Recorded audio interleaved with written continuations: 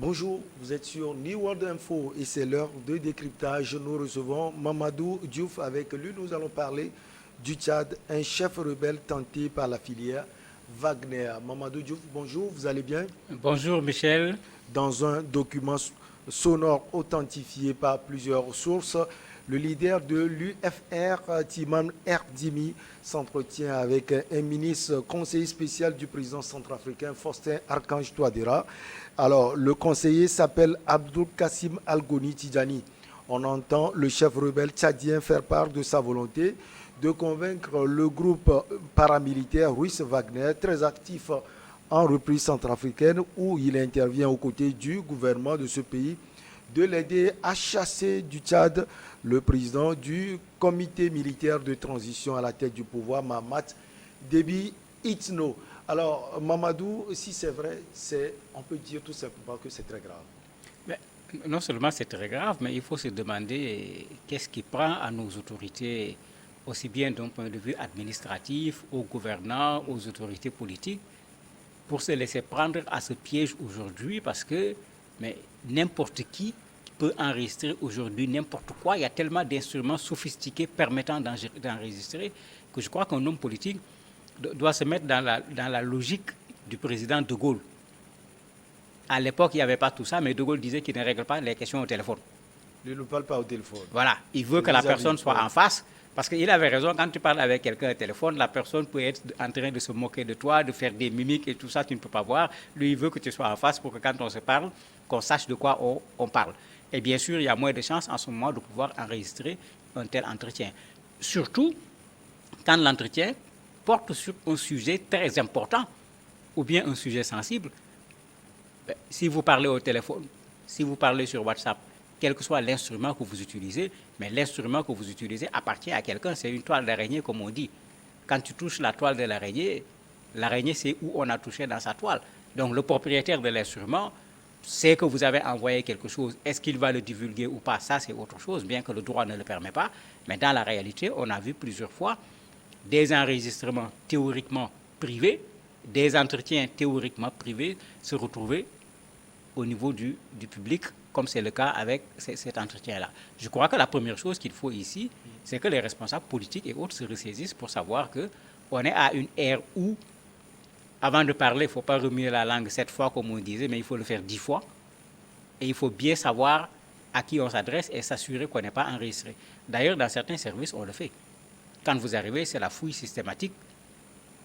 Les téléphones et tout ce qui est élément pouvant enregistrer, on vous demande de le laisser dehors et de rentrer sans. En fait, c'est pour éviter ce piège qui est tendu de plus en plus à des gens en termes d'enregistrement. Alors, quand on revient à l'enregistrement même, à la conversation même, Mamadou, qu'est-ce qu'on peut dire sur ça concrètement? C'est grave, puisque c'est un complot. Ça ne s'appelle pas autrement. Tout le monde le connaît pour son opposition par rapport au régime actuellement, d'abord au régime de Déby, ensuite à Mahamat Idriss Déby qui est au pouvoir aujourd'hui. Tout le monde le connaît également pour son opposition contre la France. Et en ce moment, regardez l'enregistrement, vous avez une logique. Wagner, c'est ce dont la France ne veut pas entendre parler. Lui, il est prêt à s'allier avec Wagner pour faire tomber le régime Déby fils. Puisqu'en fait, l'enregistrement, c'est ça. Et maintenant, il prend contact avec un conseiller ministre en même temps du président Touadéra pour pouvoir entrer en contact avec Wagner et négocier avec Wagner pour pouvoir réussir son entreprise qui consiste à faire tomber le régime de Déby fils en se faisant accompagner par Wagner. Je crois que quelque chose d'aussi grave, avant de le faire passer par un téléphone, il faut au moins s'assurer que Pegasus ou quelque chose comme ça ne se trouve pas à côté, parce que bien sûr, sinon, votre coup ne risque pas d'aller loin, parce que les gens seront informés avant sa réalisation. Et ce qui est plus grave, c'est qu'il parle avec un conseiller, un ministre conseiller du président centrafricain Touadéra. Mais bien sûr, non seulement il parle à un officiel, mais il a dit plus grave, parce qu'il dit qu'il a tenté de joindre le président Touadéra. D'ailleurs, les autorités tchadiennes insistent sur cet aspect en disant, mais attendez, lui, qui lui a donné le numéro de téléphone du président Touadéra? Parce qu'il a été très clair, il dit qu'il a essayé de le joindre, il n'a pas pu l'avoir parce qu'en ce moment, il était au sommet de l'Union africaine à Addis Abeba, le dernier sommet de l'Union africaine. Donc les Tchadiens insistent sur cet aspect en disant qui lui a donné le numéro de téléphone du président Touadéra. C'est la première chose. La deuxième chose, il est en contact avec un officiel qui est également un proche du président Touadéra, de sorte que le Tchad est en train de demander même des comptes à la République centrafricaine par rapport à une telle question, puisque pour le Tchad, c'est un complot qui est ourdi contre le régime de Déby Fils, et dans ce complot, c'est comme si on veut passer par les officiels au niveau de la RCA pour pouvoir réussir ce complot. Alors, l'opposant dont on parle, Mamadou Diouf, actuellement, il est où? Au Tchad, en République centrafricaine ou ailleurs? Il est à l'étranger, parce que moi, c'est ce que je dis avec ces gens-là. Normalement, il est vers les pays arabes. Est-ce que c'est là-bas qu'il se trouve ou pas? Difficile de le dire. N'oublions pas que c'est quelqu'un qu'on envisageait d'associer à ce qu'ils appellent le pré-dialogue, qui devait avoir lieu dans les pays du Golfe, où les gens étaient en train, puisque à un certain moment, le régime militaire avait cessé de dire que les groupes armés ne feront pas partie du dialogue, ils ont ouvert la porte. Ils devraient en principe faire partie de ce pré-dialogue qui prépare un dialogue inclusif, ouvert à tous les Tchadiens, y compris ceux qui avaient pris les armes. Actuellement, avec les arguments que je viens de donner, l'État tchadien commence déjà à dire que celui-là ne peut pas participer à ce dialogue parce qu'on ne peut pas intégrer dans un dialogue qui cherche à ramener la paix au Tchad quelqu'un qui fait un travail de déstabilisation du Tchad. Donc, de fait, le régime actuel est en train déjà de l'exclure d'un dialogue qu'on voulait inclusif. Eh bien, si on exclut quelqu'un, il va être difficile de continuer à parler d'inclusivité dans ces conditions. Parlant du dialogue même, c'est un coup porté à ce dialogue. Mais bien sûr, c'est un coup porté parce qu'on risque de s'interroger sur les autres groupes armés. Est-ce que les gens viennent au dialogue de façon franche, de façon sincère? Ou bien est-ce que les gens viennent au dialogue de façon stratégique en ayant un autre agenda qui est caché? Le dialogue va pouvoir permettre d'avoir une amnistie, de retourner au Tchad et sur le terrain maintenant de pouvoir organiser la déstabilisation du pouvoir. Est-ce que le pouvoir ne risque pas de se mettre dans cette réflexion et de regretter à la limite d'avoir autorisé les groupes armés en particulier à participer à ce dialogue? Alors que ce dialogue a plus de chances de réussir aujourd'hui, puisque ceux qui étaient des opposants politiques radicaux qui refusaient ce dialogue commencent à dire que dans certaines conditions, ils vont pouvoir participer à ce dialogue. Donc si le mouvement armé y est, si l'opposition radicale y est, ça veut dire qu'effectivement, on a presque rassemblé tous les Tchadiens autour de ce dialogue, et c'est là où l'exclure risque encore de créer un autre problème pour le Tchad.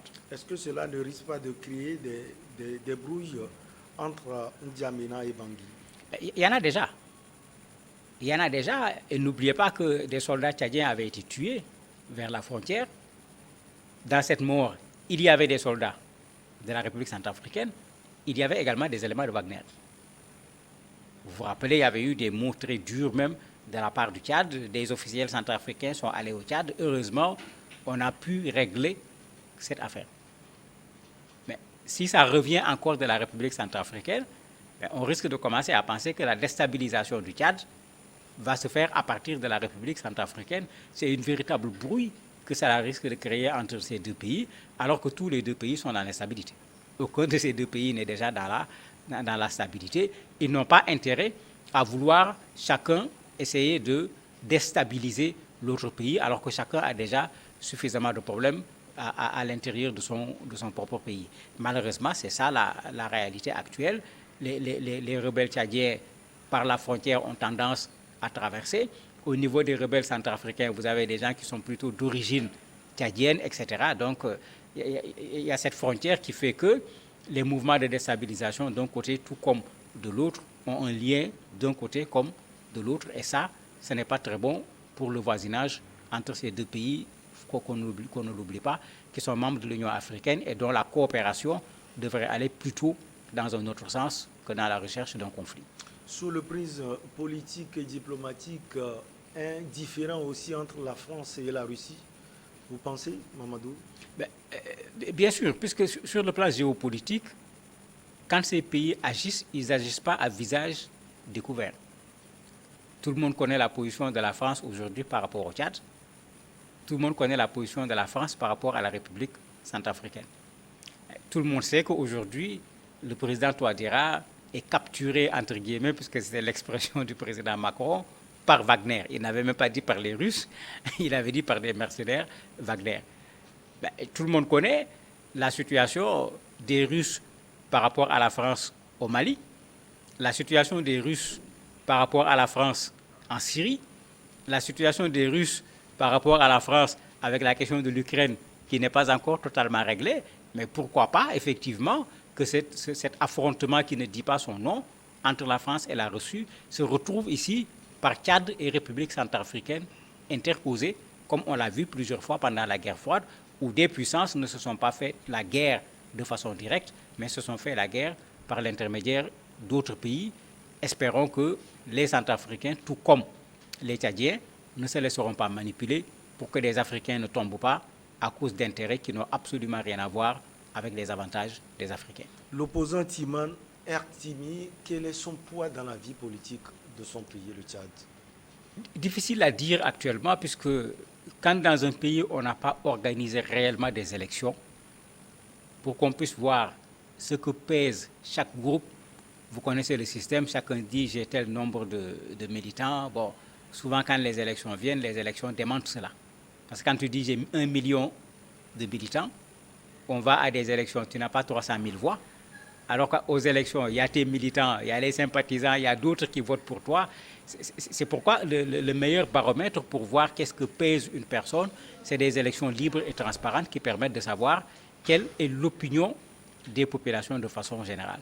Avec lui, ça n'a pas été le cas parce que n'oublions pas que les dernières élections avec le président Idriss Déby ont été particulièrement contestées par la classe politique et la société civile, donc ça ne peut même pas servir de référence.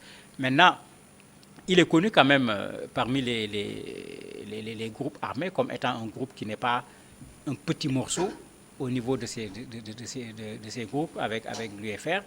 Maintenant, qu'est-ce que les Tchadiens pensent de lui? Est-ce qu'ils sont prêts à le suivre? On n'a pas véritablement des éléments concrets permettant de le dire. Ce qui est sûr, c'est que le pouvoir le considère comme quelqu'un qui a une capacité de nuisance réelle, sans quoi on ne serait pas allé jusqu'à vouloir l'exclure de ce dialogue inclusif. Mamadou Diouf, merci beaucoup à vous. On marque une petite pause et derrière on reçoit l'invité du jour.